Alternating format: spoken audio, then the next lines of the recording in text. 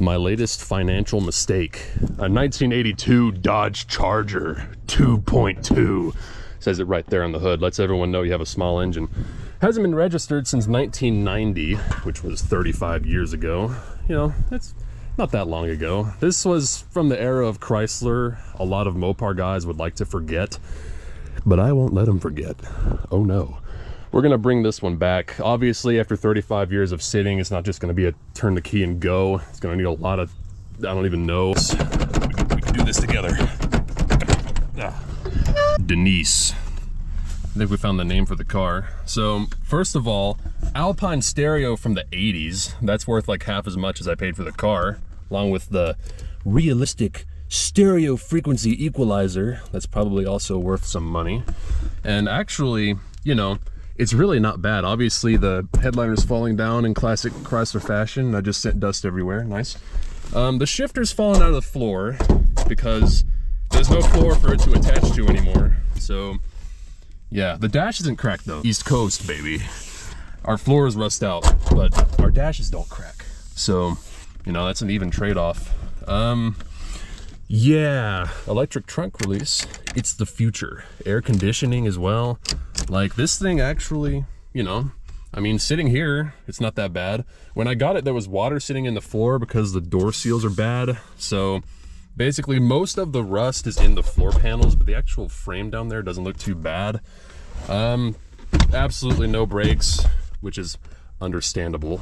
These use cable clutches, so that's actually perfectly fine.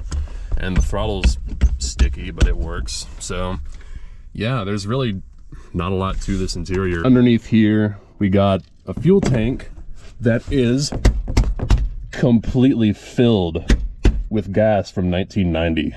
That's gonna be great to deal with. I wonder if it's still flammable enough to maybe start it on.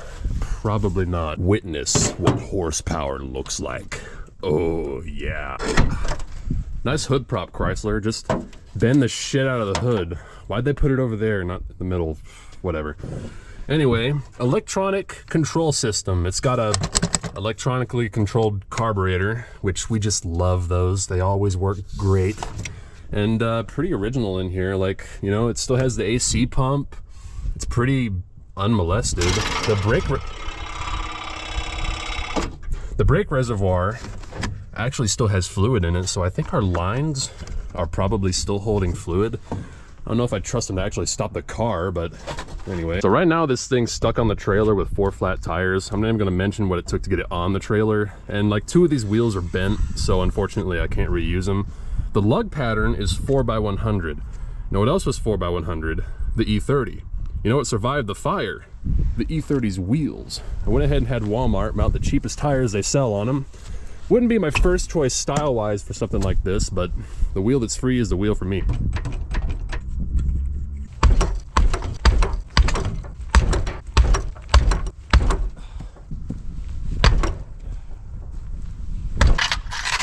Luckily, these wheels are already trashed. There we go. Oh yeah. We're already cooking, we ain't even started yet. I bet these will look better black. We'll have to do that at some point. Bro, are those reps? If you're broke, man, just say it. This lug nut is totally rusted out. That's a new one. Holy shit. Yeah, I'm gonna need an extractor for that.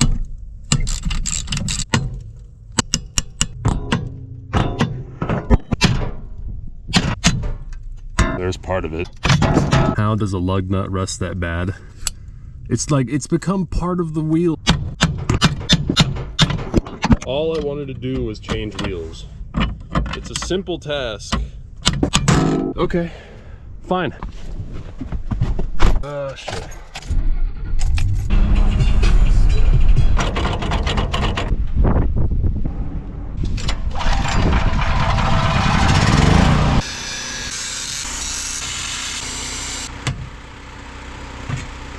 There, it's off. Eat a dick. These rotors look fantastic. Oh, that's rusted off. And the CV boot, I think, could use replacing, in my professional opinion. Oh Oh no, it's the same shit on this side. What kind of bum-ass lug nuts did Chrysler use? It's 2 of them this time, yeah.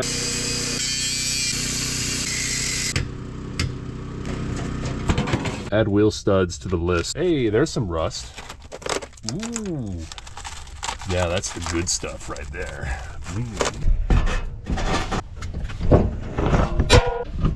That shifter hanging down. Oh, dude, there's no floor left in this thing. It's all rotted out. Does the rears come off? These rear shocks have spring extenders on them. I wonder if they were just trying to stiffen it up or if the rear sagged or what. I mean, it's ghetto, but it works, I guess. Dude, those are rear wheels. You should have been more careful. This thing's turned orange, but if you rub it, it actually turns red again, so I have to polish this at some point. How do those hydraulics still work? Those never work. They don't work on brand new cars. Friggin' Suspa had it figured out in the 80s. Oh yeah, this old ass Firestone tire. That looks cool. Why don't tires look that cool anymore?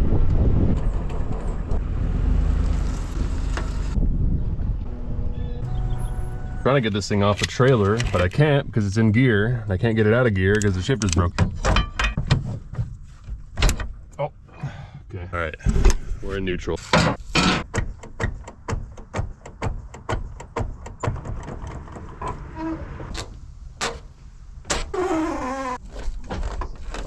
Okay, so since the shifter is dragging across the ground, when I push it forward, it puts itself back into gear again. Nice. Okay, I tried and couldn't get it back into neutral again, so I've resorted to holding the clutch down with a jack handle. Fine.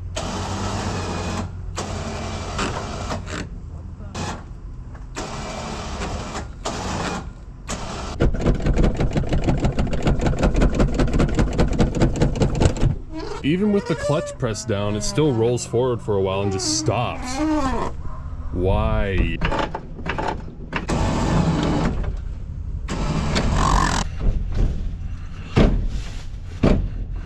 Oh shit. Ah, that broken lug stud is stopping the wheel from turning. All right, well, with a set of vice grips on it, it turns, so. All right, can I please get this off of the trailer?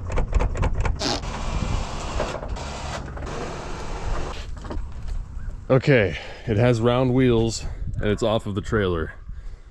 That was way more work than it should have been. Holy shit. Ah, that's great. Yeah, we had a big ice storm and a bunch of trees fell. So yeah, that's really good for us. It's a pretty good sized limb too. Don't be broken. Okay. I think we're okay. I mean, why can't we just boycott winter, dude? Just get rid of it. We don't need it. This didn't fall on that. That'd be way more expensive. Whenever you're looking for a good place to park your car, remember to look up. Anyway, so I got the finest battery money can buy. So I'm gonna plug this thing in and see what happens. Okay, I'm gonna just set this right here. The horn works.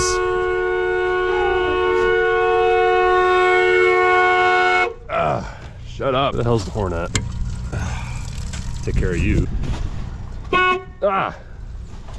Oh, I unplugged you. Is there a second horn or what? There is a second horn. Shit. Is there a horn fuse in here somewhere? We've got random wires running out of our fuse box. That means a professional's been in here. Maybe this is the horn relay? I don't know. Must have been. What happens if... Oh, okay. Well, it beeps at you. That's good.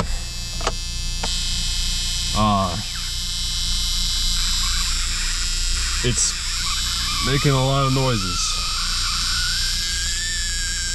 Sounds like a dying rat over there. Good. Yeah. Anything going on in here? I don't see any smoke. That's a whole ass dead mouse right there. Play us some dubstep. Oh, it's such a good noise. I love that. So good. I don't think our 80s Alpine stereo works too good.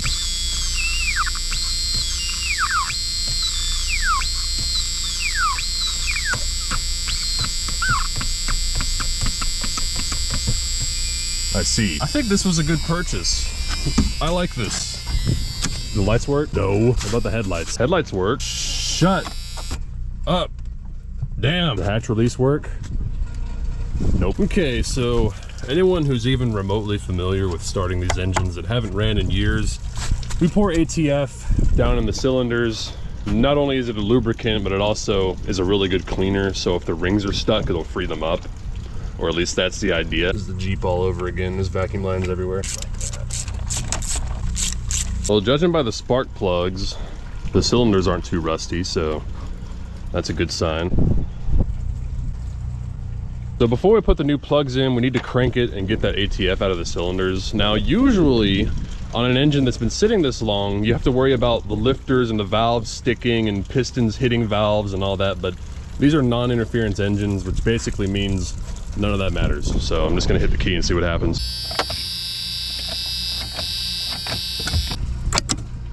Okay, nothing happens.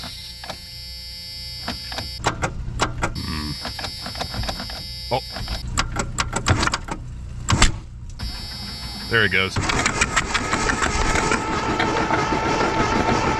Crank it a little bit more. Oh yeah, that's the good stuff. Oh, and by the way, the clock works. Look at that. Okay, now we can put the plugs in. Oh yeah, wait. What about oil pressure? I didn't even think about that. It has some in it, so. I'm assuming this has an oil pressure light. However, it has absolutely no coolant temperature gauge, like whatsoever. Chrysler basically just said, if it's smoking, it's hot, okay? What do you want from us? We're Chrysler in the 80s. We'll give you a clock. That's important. You gotta tell what time it is, but not how hot your engine is. Great. Anyway, I guess they figured by the time the coolant system fails and you blow the engine up from overheating it, you'll just buy a new car. I don't see an oil pressure light anywhere. Okay, so we can't know if we have oil pressure either. Nice.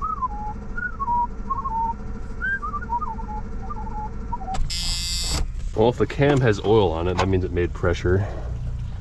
Cam's pretty dry. I do know how to make it make pressure though.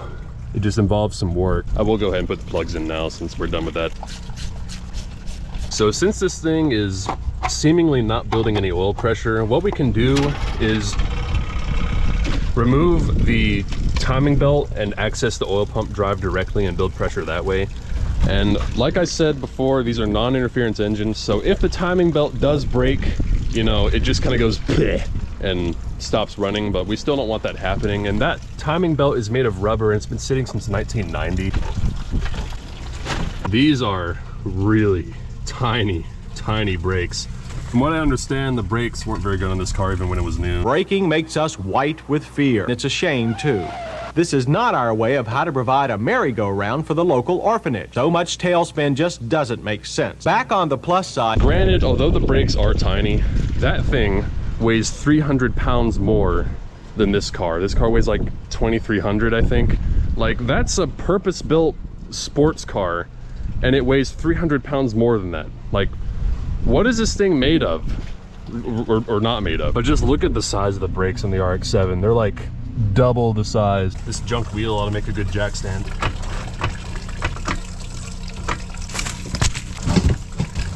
think there might be a hole in my shower curtain. Is that a sea urchin? What the hell is that? You gotta go.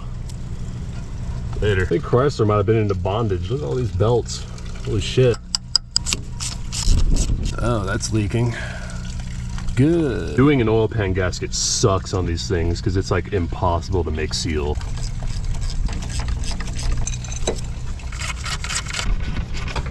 Oh shit. I forgot you have to undo the motor mount. Ugh. I'm just gonna cut it for now. Here's that oil pump drive I was talking about. So basically we can just spin this a bunch of times and turn the oil pump and pump oil through the thing. Hopefully I can actually spin this thing fast enough to pump oil. I didn't have much luck getting the oil pump to pump, and since this oil pan gasket's leaking anyway, we might as well just drop the pan and investigate. Also, the reason I already kind of know what's going on with this thing is because that blue car over there has the same engine. Obviously this one's been modified slightly, but yeah, I'm kind of seasoned with these. I don't have a drain pan, so we're just gonna try to get it straight in the bottle. In the bottle, please. In the bottle. No, that's not the bottle. No. Okay, catch it with your hand, do something. That is thick oil. What was this guy running? Might have been why we were having issues with oil pressure, because this oil is turned into tar.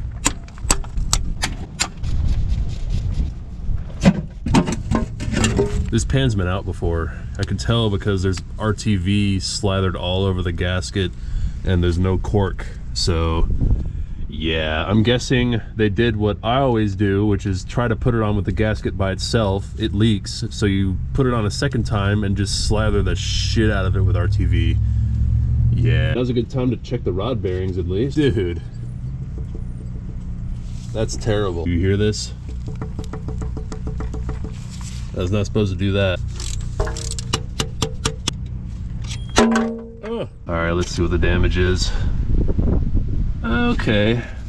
I mean, it's worn out, but it's not like super scorn or anything. And the crank journal looks good, so that's good. Hopefully the rest also look like that. This is gonna make the 4th car I've changed the rod bearings laying underneath before. I've done it on the Ford, the Sentra, the Sundance, and now the Charger.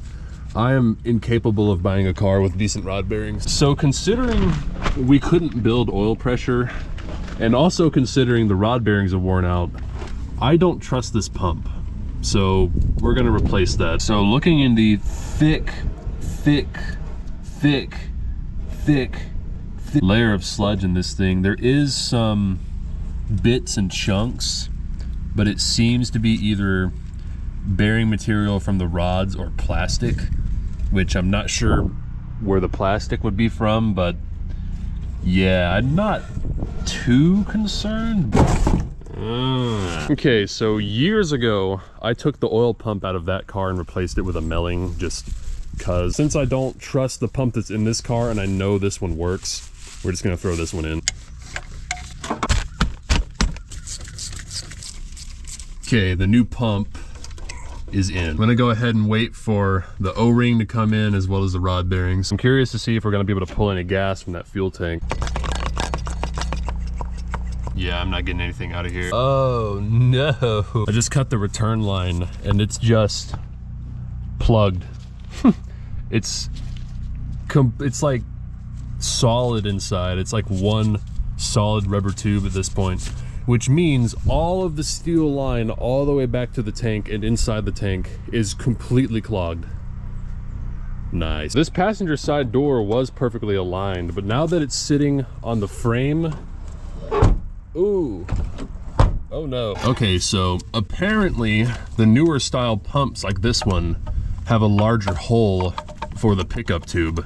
So this pump actually isn't gonna work, unfortunately, so I'll have to order another. Okay, so we're waiting on a bunch of engine and fuel system parts right now. So in the meantime, I'm gonna go ahead and remove the seats and carpet out of this thing and see just how bad the floor is. It's bad. I can already tell you it's bad. Found a bag of papers under the seat. They bought some kind of gasket at Napa in 1985. Go the extra round. $4 rebate or belt buckle on Remington 500 round rimfire long range cartridges.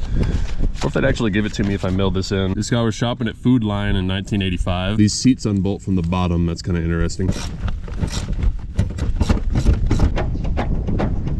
They just used like regular old wood screws to screw this seatbelt thing to the seat. Mopar or no car.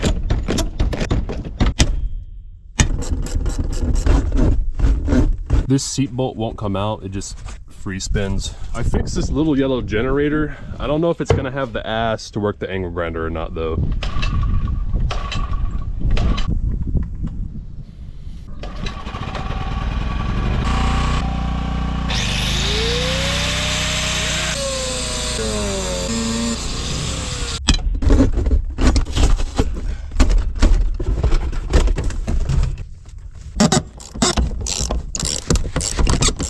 Neither of these are coming out.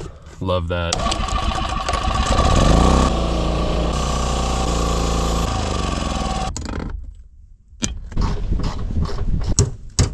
Kroger Dollar Days.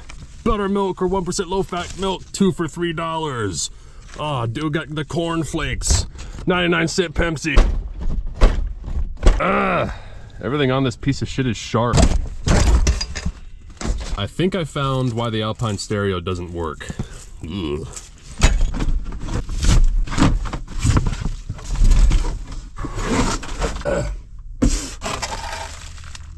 I see. Ooh, yeah. Nice. This thing is rustier than I thought it was. Weight reduction. Well, here's the most important piece of floor panel. Titanic status. Oh. Well, right here is where your foot goes. Yeah. This is great. Hey, there's the brake lines. Okay, so the carpet was the only thing keeping your feet from going through the floor. The thing has that amplifier and a bunch of big ass wires going everywhere, but all I see are these little blown up speakers. I didn't see a sub anywhere. Okay, so I'm not really in a position right now to fix this floor correctly. So for the moment, we're just gonna get some sheet metal, get the shifter back where it's supposed to be, and patch that big ass hole right there, and probably just leave the rest.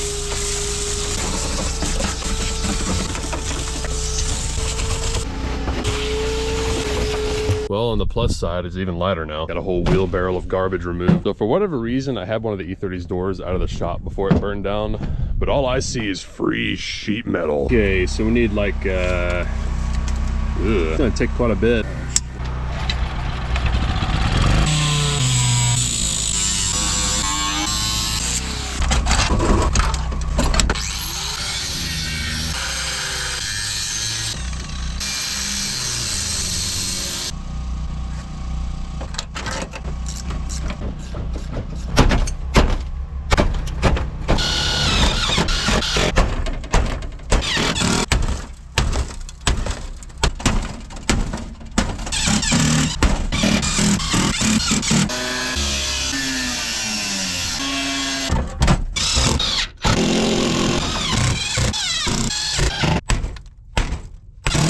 That's how you patch a floor animal style. Obviously, this is terrible, but terrible is all I have time for right now. So you just gonna have to deal with it. Why is it so cold?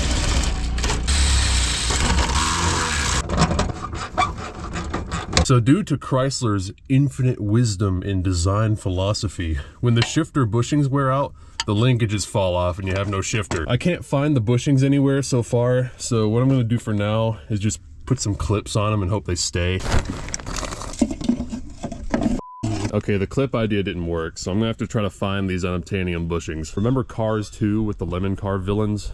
This would be one of those. Okay, so with the shifter reattached animal style, I'm gonna go ahead and go back over to the engine and make a wild guess that this carburetor needs to be rebuilt. So I'm just gonna preemptively do that. There's a lot of shit attached to this carburetor, and I don't know what most of it does.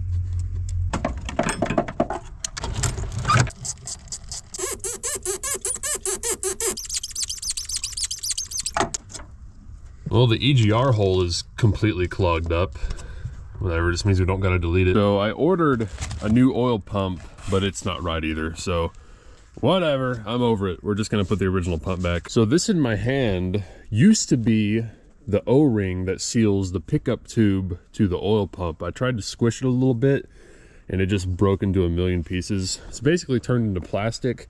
I'm thinking that this may have been why the original pump was not pumping. You join me in a dark shed where I'm gonna rip off your fingernail, rebuild this carburetor. So it's actually not bad inside. Like, I kind of wish I hadn't taken it apart now because it would have ran, but oh well, it's out now.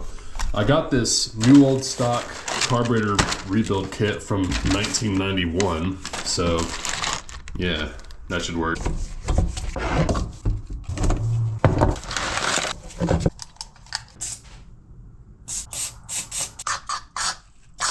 I got some of these things. I can't remember what they're called. Pipe something or others. The idea is I'm going to screw these onto the end of the shifter linkage and hopefully they will hold them on. Maybe. Alright, well, hopefully that'll hold them on well enough. So the shifter linkage up there is attached, but the shifter, I can feel it going into gears, but it's stuck to the right. It won't come back this way. I think I may have mounted it too far to the left. So yeah, there is an adjustment right there I can try. This thing is not high up off the ground enough. That thing's way too rusty. That's never gonna move. Maybe it will.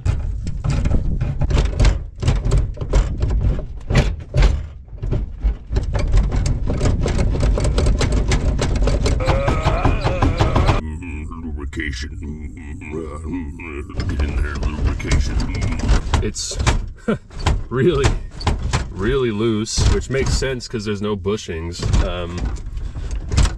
I have no idea if it's actually going into any of the gears I'm selecting. No idea. I guess we won't know until we try to drive it. Holy shit, like, it's like a foot. So the shifter is done, I guess. Sure. Anyway, so the rod bearings are here, so I'm gonna go ahead and install these as well as put the old oil pump back.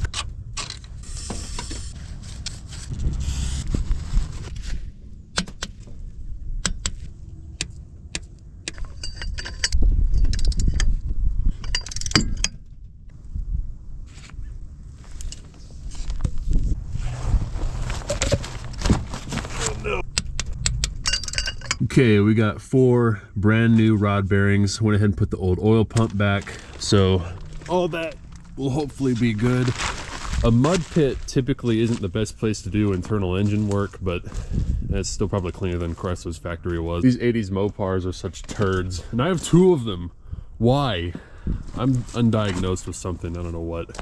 Masochism, maybe. The comically small brakes are really visible through these wheels. It's kind of goofy looking. This fell out of the pickup tube. I don't even want to know. Got a new O-ring for the pickup tube, so hopefully this will fix our whole no oil pressure problem.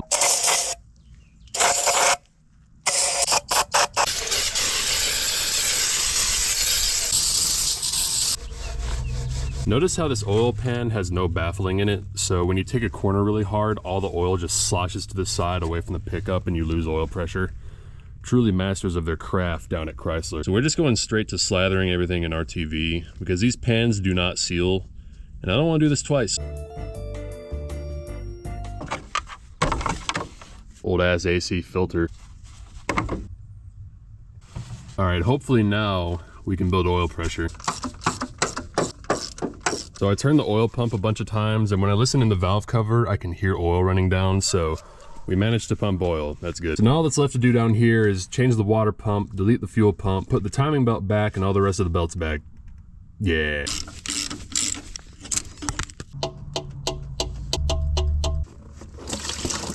That coolant's actually still pretty good looking somehow.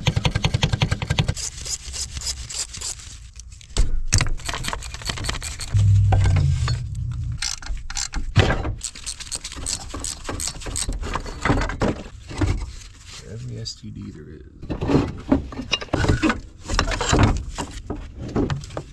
So I'm deleting the mechanical fuel pump, not only because an electric pump will work better, but also because it mounts way the hell down here, and I don't ever want to replace it, so we're just removing it now.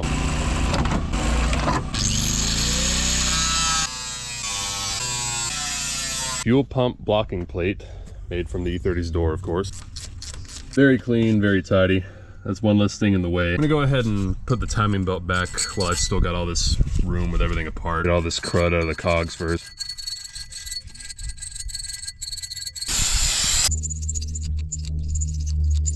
I'm also gonna go ahead and use the drill to spin the oil pump and really get some oil pumping through this thing. All right, now I'll put the timing belt back. That doesn't sound good. The old tensioner is metal, but the new one is plastic. I don't think you can buy the metal ones anymore, unfortunately.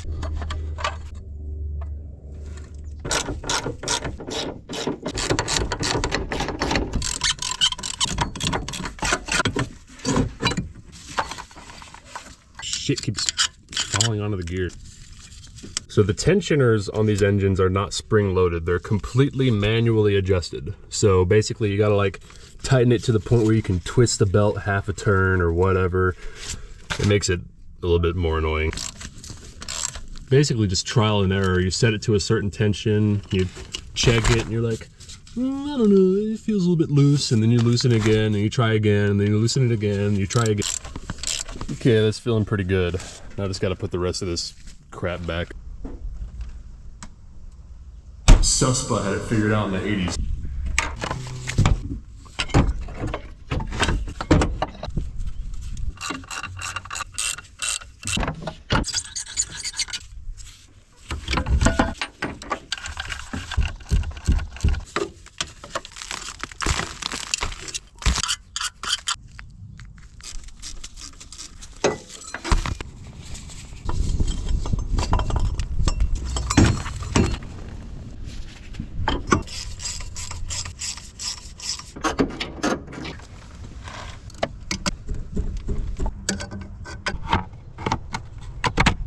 new radiator cap.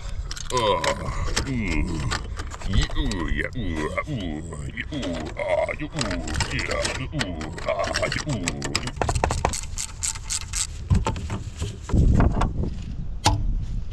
So I'm gonna go ahead and put a colder thermostat in it. This is a 180 degree. Now, of course, a colder thermostat doesn't make your cooling system work any better. It basically just makes it turn on sooner. So it kind of gives you a sort of overheating buffer zone. Say you start at the bottom of the mountain, and by the time you reach the top, the engine climbs 30 degrees. Well, with a 195 thermostat, by the time you reach the top, you're overheating.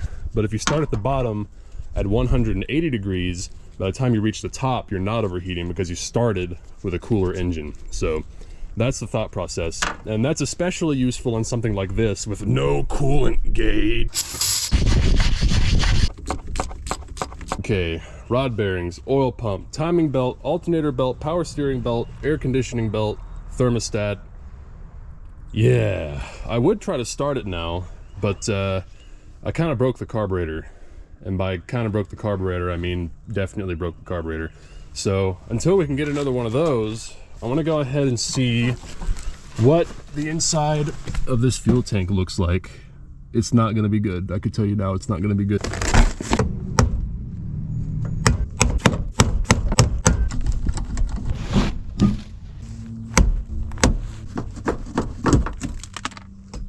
Oh, it's empty. Oh yeah. Oh no. Well, if anyone was doubting this had been parked since 1990, here's your proof. Ooh, that used to be gasoline, and it's just turned back into dinosaur. So I can't reuse that, and I also can't reuse the tank, because when I feel on the bottom here, it's just like the entire bottom of the tank is just filled with that tar stuff. That's why I thought it was full before, because when I smack the bottom, it sounds full, because that shit's all in the bottom of it, and it's just sound deadened it.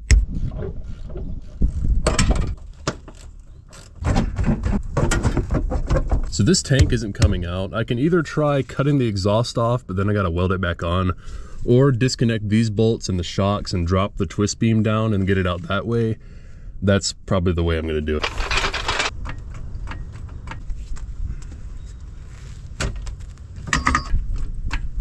Mopar is a special way of designing things that make them look like they were done in someone's shed. Like, it's a little bit weak right here. We'll weld some angle to it. That'll reinforce it, good as new. Mopar or no car. At least our filler tube is in really good shape.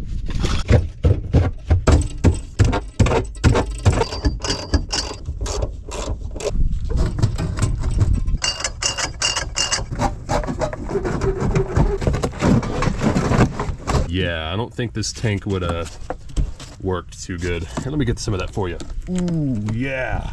That's the good stuff right there. That's good quality 1990 gasoline. I feel like I should like donate this to scientific research or something. Like, that makes me think somebody poured something in this poor dude's gas tank. I bet it was Maria. Well, since we're waiting on a new fuel tank, we can go ahead and work on the comically small brakes.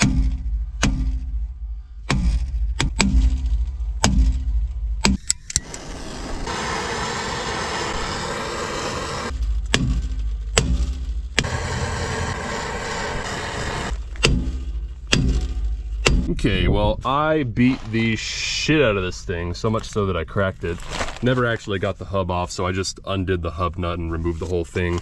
So it's still stuck on there, so we're looking at a new drum, shoes, and hardware, and probably a hub at this point back here.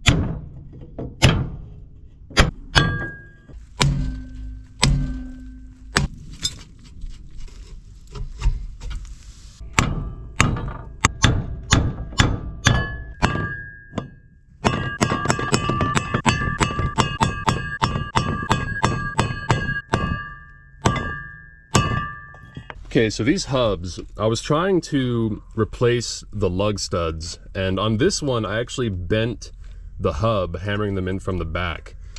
Yeah, I don't know if Chrysler used molten down Matchbox cars to make this thing or what.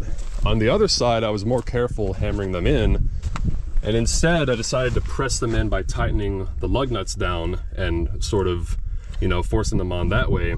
But then it bulged out where each stud mounts. So now we have 2 bent wheel hubs, which is just great. Also, these are like 70 bucks a pop for used ones. You can't buy new ones anymore. All right, so this carburetor, the top half was so stuck, I bent it in the process. So this thing is kind of garbage.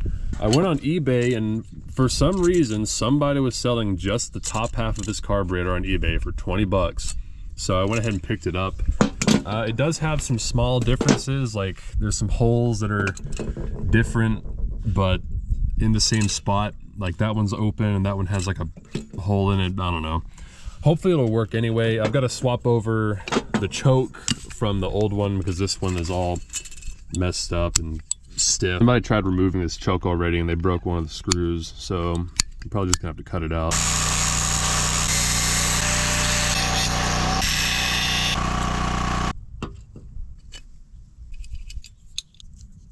Okay, so this thing won't go on because it doesn't have the slot right there for that jet. So I don't know, I guess I'll just angle grinder the slot in. Okay, well, this is definitely not the correct piece, but it goes on now. Maybe it'll work.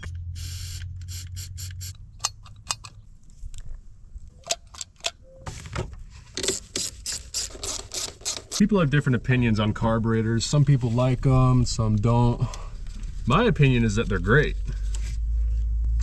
on lawnmowers. Finding a lot of vacuum lines that are not doing so hot.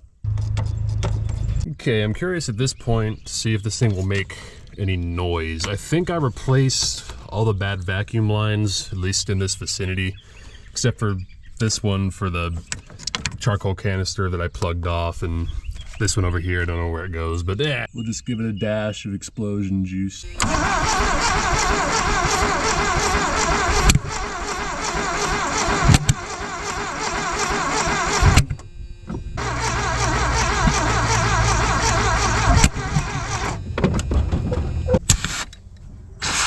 I had a working extinguisher this time. Ha! Eat a dick, fire. Okay, so clearly the fire is coming out the wrong end. So I did get a new distributor and plug wires, so maybe that'll fix it. Can shit just like not burst into flames? Got a blue distributor cap. That's how you know it's good. Made in Canada. Oh, never mind.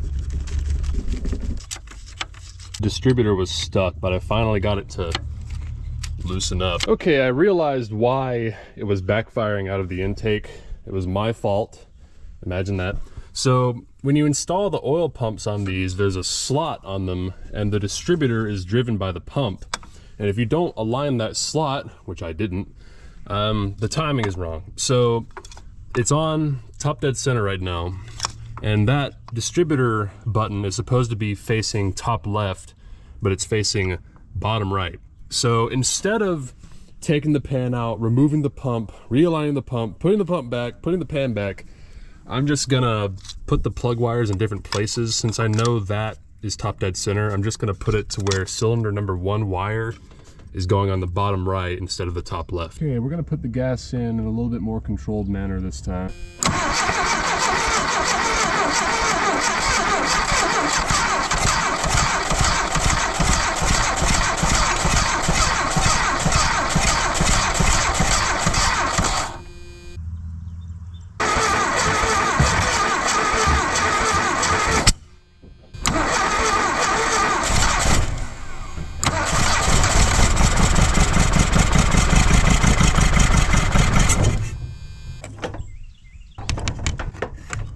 Oh, that's fantastic. Really? Well, I was gonna try to run it off the pump, but it doesn't work. So, yeah, don't buy used pumps on eBay. Noted. I think I understand now why some people prefer carbureted engines. So, they clog up and stop working every now and then. The mechanical pumps don't work. The electric pumps don't work. And I think it's because they just love working on their car so much, they don't want it to work. They want it to break so they can fix it. I see you. I see you. I see you.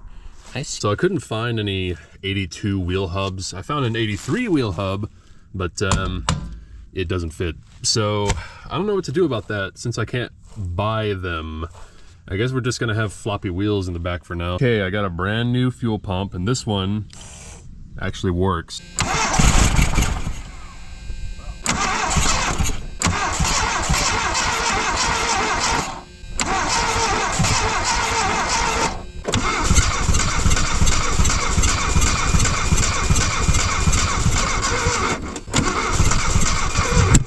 I'm gonna replace the coil just for shits and giggles. It's also possible that this computer has gone senile and it's no longer commanding the ignition to do the correct thing.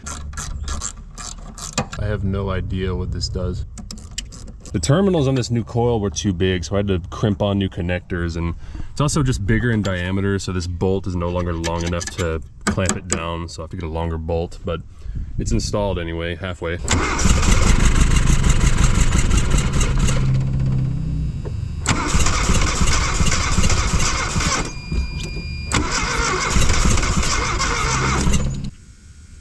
So since we had to put our plug wires in different places to fix our timing due to the oil pump problem, I was thinking maybe the computer is confused about where cylinder number 1 is, but it has no idea where it is. There's no way for it to tell. This is just so it knows how fast the engine is spinning, so that's not it. We got another problem going on. I didn't clean this before. Maybe that's causing problems. I don't know. I'm just throwing shit at the wall at this point.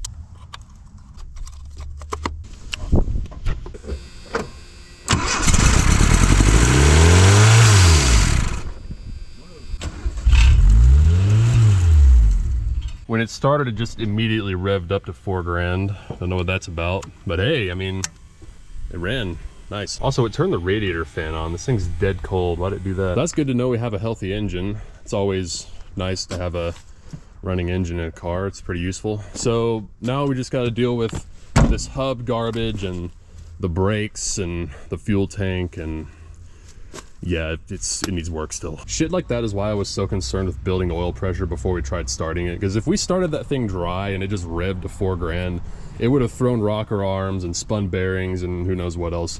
But we were precautious, so that didn't happen. The next day.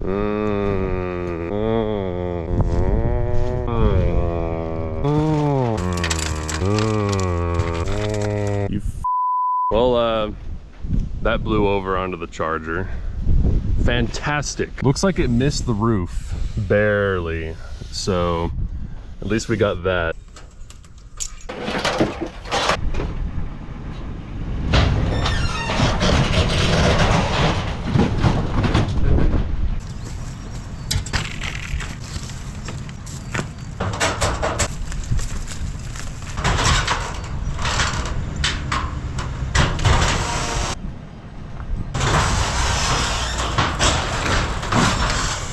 Okay, well, I mean, it's dented right here, and obviously the windshield's done, but it did miss the roof, and this here is a little bit scratched, but nothing too bad. You know, the quarter panel is okay. It just hit right there. So in that sense, we're pretty lucky. We can actually just go ahead and get some glass for this door and probably hammer that out. So needless to say, I'm gonna move this somewhere else now, probably that car as well, as far away from that piece of shit as possible.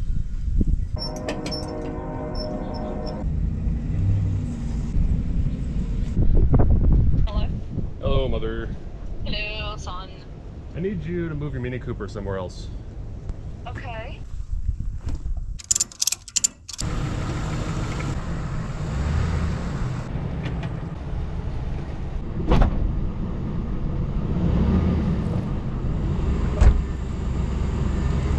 Nature sucks. I got a key for this thing. Oh my god, I can't fit. Wow, it actually runs. Never cared much for this generation Mini Cooper. I think that's something to do with being straight. Musical cars. That's the smallest tow hook I've ever seen. What am I supposed to do with that? I'm just gonna have to use a small strap and hope it can handle the abuse. Yeah, that did about what I expected it to. Can, however, do that.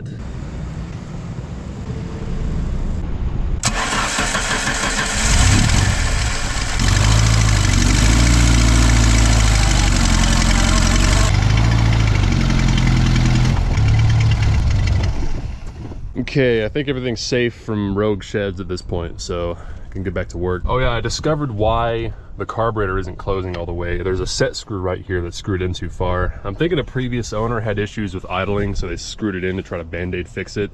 And then we came along and fixed whatever the problem was, and now it wants to rev to 10,000 RPM, so I'll just unscrew it and that'll probably fix that. Okay, well, we're waiting on parts for everything. So I figured it's a good time to fix this door that doesn't open.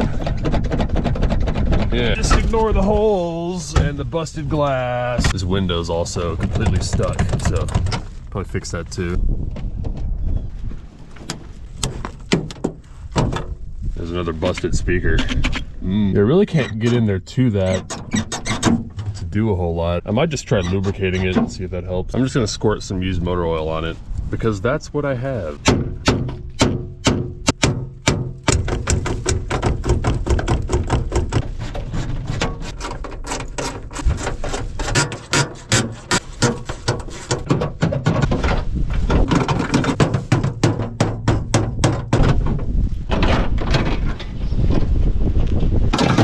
It had these stupid ring things I'm having to chisel off to get the regulator out. Not very serviceable, Chrysler.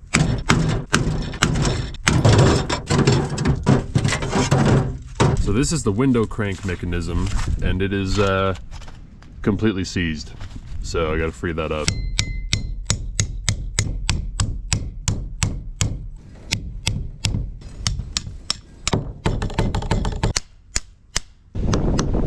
It's been freed.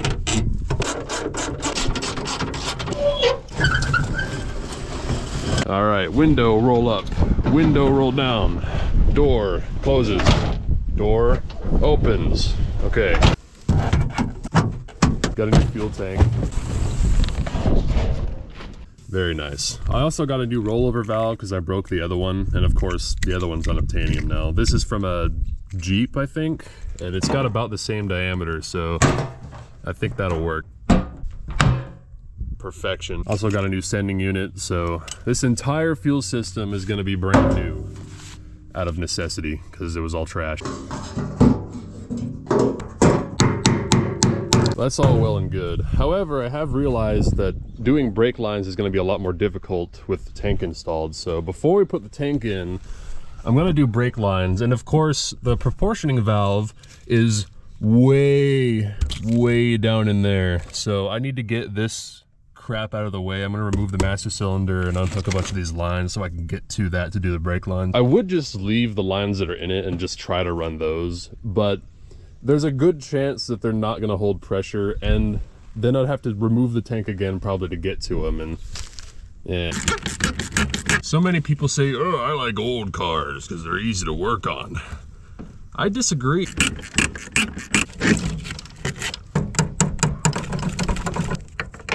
Oh, that was a pain in the ass to get out of there.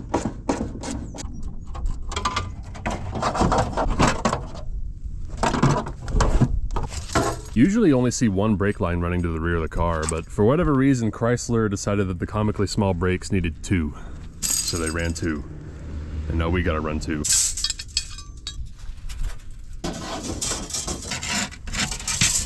I was trying to flare this brake line and the stupid piece on the flaring tool split open. Maddox, more like Baddix. I gotta return this now, shit.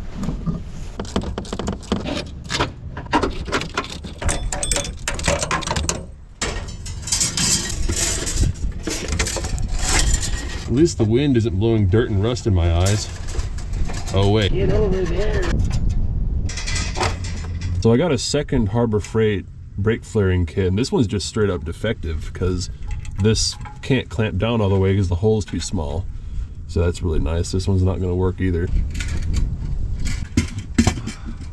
So I did manage to get this one to work eventually. You just have to really crank on that thing. And even then, the flare it made isn't very good. So it does work, but barely. I got a third brake flaring tool. This one's a Duralast. Looks better. Hopefully this one will work.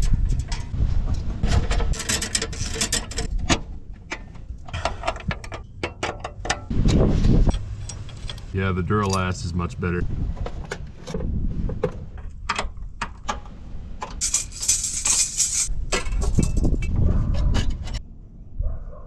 That dog never stops barking. Wish I had some fireworks to fight back with. Went ahead and got a rebuilt master cylinder because it was 10 bucks and that sounded worth it.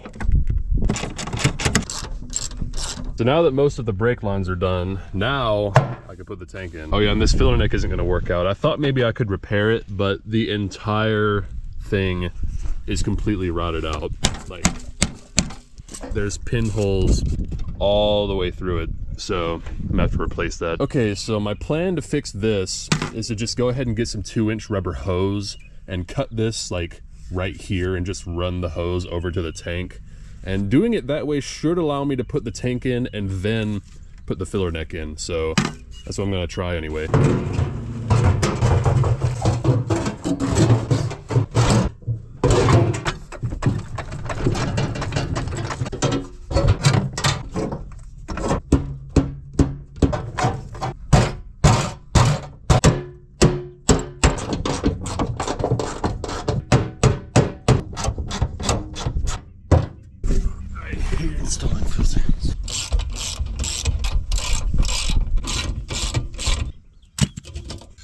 Okay, so since the 82 wheel hubs are impossible to find on Obtainium, but I can find 83 wheel hubs, the 83 wheel hubs use a bigger spindle, and I believe the Sundance has that correct size spindle that will allow me to use the 83 hubs on my 82 Charger. I didn't really want that car to become a parts car to fix this one, but I guess it was kind of inevitable anyway.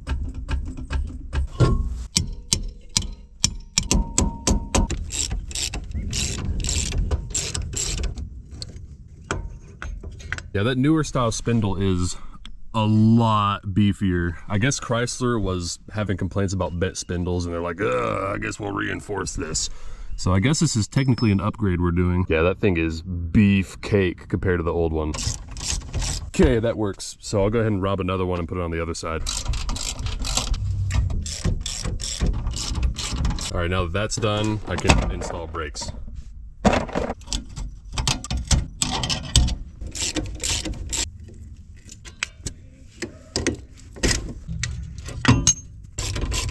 Okay, so things escalated a little bit yesterday. So these are the brakes that were on the Charger, and the pads and the hardware and everything else that I ordered wasn't right because, like the hubs, it's the older style that apparently you can't find. So the backing plate and the shoes and everything you see here also came off of the Sundance. So there's not a lot left on this car.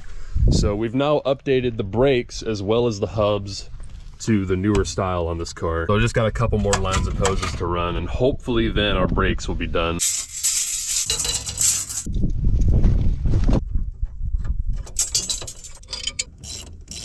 Okay, every single brake component on the entire car, from the lines, everything, except for the front pads and rotors and the booster, are brand new. I didn't bother bleeding our master cylinder because it's just so difficult to get to. It would have been a mess, but hopefully that doesn't make it too hard to bleed.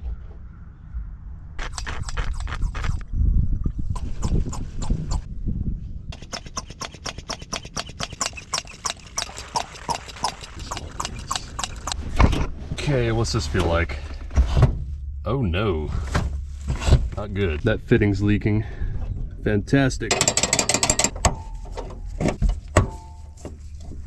Okay, I think that might be fixed. Also, why is the clutch on the floor? I didn't even touch that. What? Oh, the cable came unattached. How?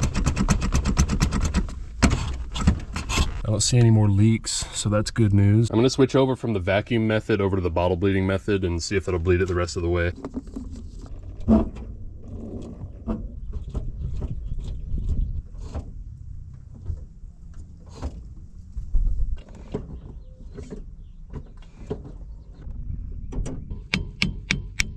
All right, now do we have anything? Ooh. Yes, we do. Nice. The f was that? Pop the rear drum off. Damn, how'd that even happen? So the method for testing whether your brakes are any good or not is pretty complex, but basically it goes something like, and if you don't blow any lines up and you don't have any leaks, then They're good. okay. So the comically small brakes are fully operational from what I could tell at least. So I'm gonna put on some front lug studs, fix the rest of the fuel system, and then that clutch cable that fell off, and then drive, hopefully.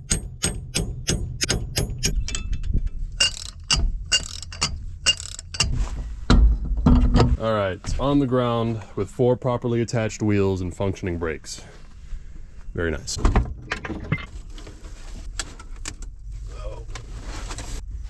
Okay, I managed to reattach the clutch pedal. Okay, I got some fuel rated rubber tube and some scrap exhaust pipe. I'm gonna see if I can recreate this filler tube.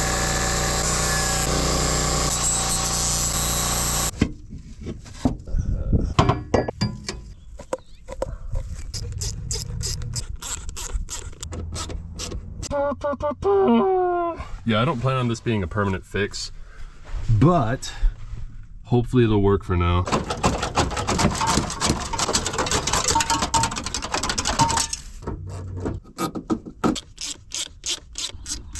Okay, we got our pump install over here. Just ran a rubber line over here to the filter, to the carburetor. So I still need to get some wire to actually power the pump somewhere in the fuse box. So switching again to something unrelated, the glass is here. So I'm gonna install that real quick. Yeah, it looks correct. Buckle up for safety. This window crank was stuck like the other side, but now it's freed up. So I guess that building falling on it must have knocked it loose.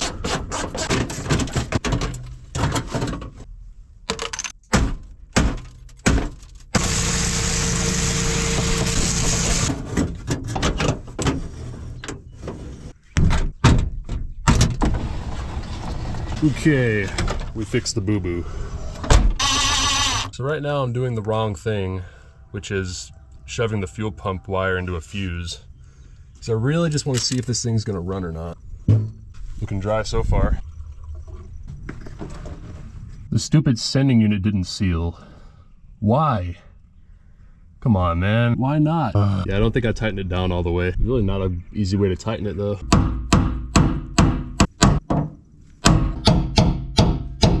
I wasn't asking.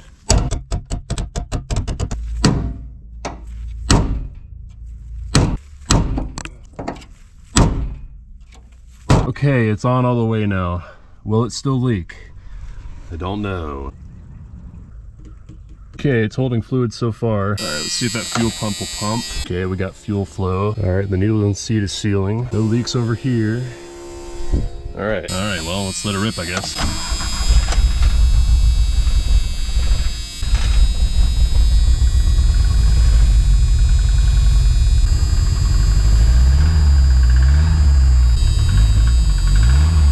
It's burning a lot of something.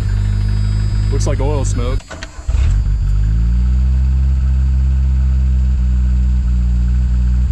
Okay, I'm assuming that's all the mouse nest and the exhaust burning up there. So that's good. No exhaust leaks, surprisingly. Oh yeah, that's fine.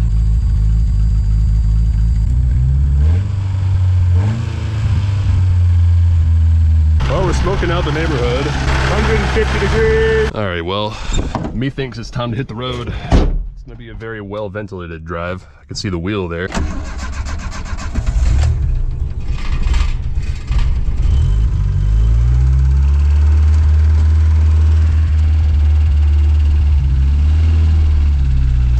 We're moving. We are moving. I wish it didn't idle so fast. Wow, there's a lot of holes in this floor. Oh man, the clutch feels really good. Brakes are okay. And it's idling at 3,000 RPM. Why are you idling so high? I don't understand. There we go. Okay. Yeah, we can idle it manually. Yeah. The speedometer, can't decide.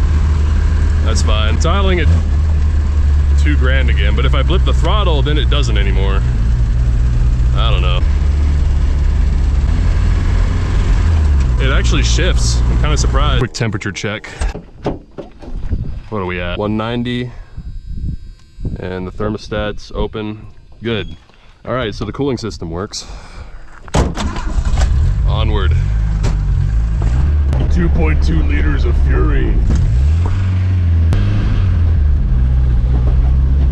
Oh yeah, my seat's coming off. Oh, my seat came off. Yeah, that's nice. There's nothing really to bolt it to, unfortunately. Gotta figure something else out there. Ah, damn it, my seat. Okay. All right, whatever. I'll just hold myself in, it's fine. Oh yeah, dude. I'm the first person to drive this car in a very, very long time. Nice. Feels good, feels good. There's a lot of smoke and funny smells coming through. Honestly though, I mean, it doesn't drive that bad. To be sitting for 35 years, it's pretty good. I'm just shocked that this shifter even works. Oh, and it died again. I keep forgetting that I'm the idle valve. Ah, I want first. That's not first, that's third. Ah, that's reverse. I was just talking about how well the shifter worked, and then it does that shit. There we go. I'm having to hold myself in by the steering wheel. Brake check. Oh! Damn, okay. The brakes work.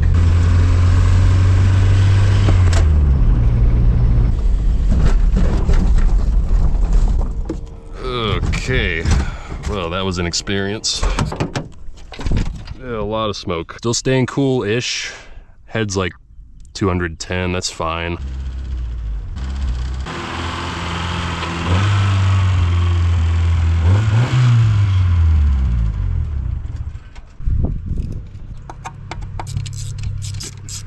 Okay, so this little rubber spacer thing split in half. Very nice. You will never fix your car as long as there's a carburetor attached to it, because you can't fix a carbureted engine. You can only appease it for the meantime until it inevitably breaks again. You'll just keep working on it and working on it and working on it in an endless loop until you A, die, B, huck the car, or C, put fuel injection on it. Okay, so it can't physically go together without this because it doesn't have the studs on it otherwise. I think the later cars switched from this rubber one over to a plain steel one, so I'll have to find one of those now. Goody! Oh yeah, I didn't even acknowledge the power steering worked. I haven't checked the fluid or anything, it just kind of functions, so that's nice. Oh, it's empty. Good. So I tried the Alpine stereo again, and it actually works now, so that's pretty good. To Chode FM, where we play music sometimes. Oh my! Anyway, it works. It must have dried out, so I'm guessing that's why it didn't work before. Somebody's blasting over there. So at this point, I really want to see what this thing looks like red again instead of this ugly orange color. So we're gonna wet sand this oxidation off and polish it.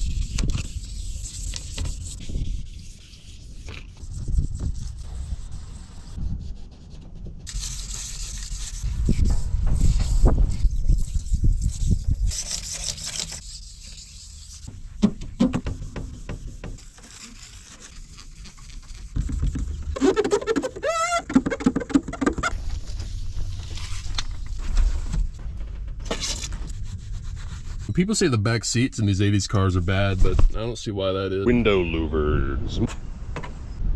I have these window louvers, but I can't figure out how the hell to put them on. It's got this thing that shoves into the window seal and these little hooks on the side, but there's nothing for the hooks to hook onto on the louvers themselves. I don't know. I'll probably just get rid of this stupid shit and just put them on with Velcro later. I'm getting rid of all this amplifier nonsense because it doesn't work anyway, and it's honestly a fire hazard. What brand even is this? Can't even tell anymore. Realistically garbage.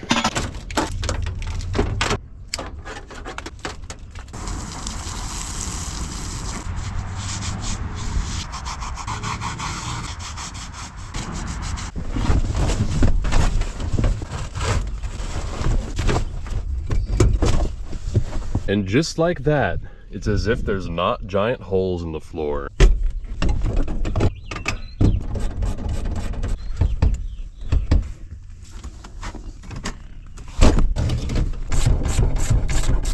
Got some Velcro for the louvers. If it's good enough for astronauts, it's good enough for me. Astronauts.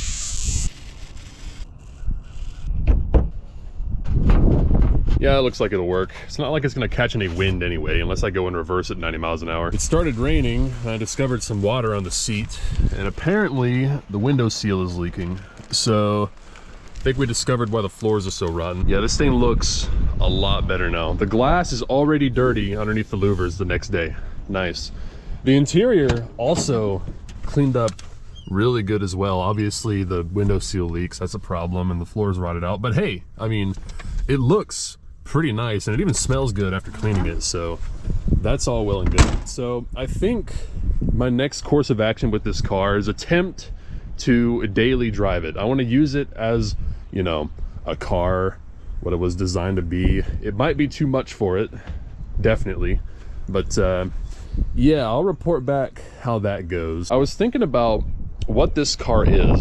Chrysler designed these as cheap temporary transportation, something you buy and drive for a few years and then get rid of it. And that's exactly what this person did. They drove it from 82 to 1990, and then presumably when they heard the rod knock from the rod bearings we replaced, stopped driving it. And there it sat for 35 friggin' years. The fact that this car sat not running for 35 years without being sent to the scrapyard is an achievement in itself. Whether the person was attached to it or they were just lazy, we'll never know, but it's here. Somehow it's here. I don't know, it just seems like something that shouldn't exist anymore, you know, something that you see in an article or a book but never in real life, just because why would it, you know? Like they don't function as cars well. They're not really enthusiast cars, they're not fast, they're just an old car from the 80s that were kind of shit. I still like it though, because who the hell is driving around in 2025 in a Charger 2.2? Nobody. I've only seen like 2 of these in my entire life, and both were like in a forest somewhere in a junkyard. Basically what I'm saying is it's the ultimate hipster mobile. Also, update on the pit where the house should be. A lot of people have been saying, why are you working on junk? Work on your house, you need to get a house. I can't just snap my fingers and make a house appear, okay? It takes a while to build a house, okay? You have to get things inspected. You gotta do shit that no one would think about before you can even begin to build a house. So basically, in my downtime, I work on garbage, and when I can, I work on the house, all right? Okay, okay. Oh yeah, the car's name is Denise. I forgot about that. Subscribe.